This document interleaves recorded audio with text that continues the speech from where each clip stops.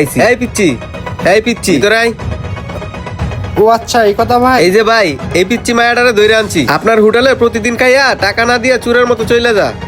আরে ভাই, আপনি এটা কি করছেন? এই মেয়েটাকে কেন ধরে আনলেন? আরে ভাই, হাত ছেড়ে দেন। আরে ভাই, হাত সারতে বলছেন কেন? আপনার আমি বললাম না, এ প্রতিদিন ভাত খাইয়া টাকা না দিয়া চুরের মতো চলে যা। আল্লাহ, আজকে দেখি এই আঙ্কেল ওই আঙ্কেলকে সবকিছু বলে দিতেছে। আজকে আমি ওরে হাতে নাতে ধরছি, ধরে আপনার কাছে নিয়ে আসছি। জি ভাই, আমি ওই জিনিসটা লক্ষ্য করে দেখছি। যখন আপনার হোটেলে কোনো কাস্টমার থাকে না, তখন ও ওইখানে চুপ করে দাঁড়ায় থাকে। যখনই আপনার হোটেলে কাস্টমার ঢোকে, ও সেই ফাঁকে ঢুকে ভাত খেয়ে টাকা না দিয়ে চলে যায়। ও ভাই, আপনার হোটেলে এসে যে প্রতিদিন এরকম করে, আপনার চোখে কি পড়ে না? আরে ভাই, আপনারা থামেন না। আমি তো জানি ওই বিল না দেয়া প্রতিদিনই চলে যায়। এটা নতুন কিছু না। মামুনি, তুমি এখন যাও তো, যাও। আঙ্কেলটা মনে হয় অনেক ভালো। এটা কি করলেন ভাই আপনি?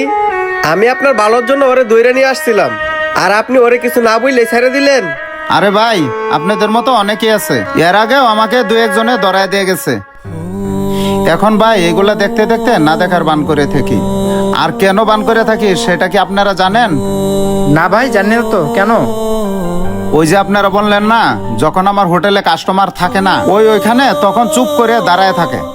যখন কাস্টমার আসে, তখন কাস্টমারের ভিড়ে তখন খাইয়া চলে যায়। আর আপনারা কি জানেন ওই প্রত্যেকদিন হোটেলের সামনে এসে কি করে?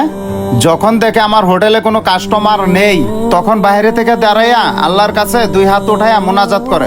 ওই আল্লাহর কাছে দোয়া করে আমার হোটেলে যেন ভরপুর কাস্টমার থাকে। তখন মনে হয় আল্লাহ তাআলা ওর দোয়া কবুল করে, আর আমার হোটেলে ভরপুর কাস্টমার হয়ে যায়।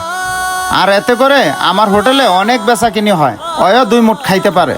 তাই ভাই, আমি ওকে কিচ্ছু বলি না। রিজেকের মালিক তো একমাত্র মহান আল্লাহ তাআলা।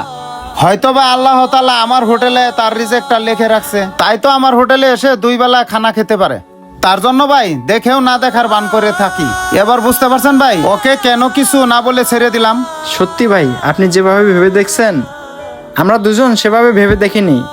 আর আপনি সত্যিই বলছেন, আল্লাহ পাক যার রিজিক যেখানে রেখে রাখছে, সে সেখানেই খাবে। হ্যাঁ ভাই, এবার তাহলে আপনারা ঠিকই বুঝতে পারছেন।